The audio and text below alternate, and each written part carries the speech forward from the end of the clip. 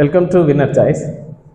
If the selling price of 18 articles is equal to the cost price of 21 articles, loss or gain percentage is. ஒரு குறிப்பிட்ட விலைக்கு 21 பொருளை வாங்கி அதே விலைக்கு 18 பொருட்களை விற்கிறாங்க.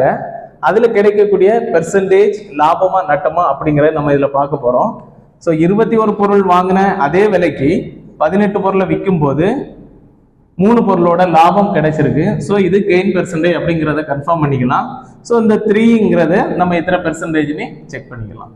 ஸோ 18 வித்தது, அதனால 3 வந்து லாபம் கிடைச்சிருக்கு. ஸோ பெர்சன்டேஜ் என்னங்கிறத பார்க்கலாம்.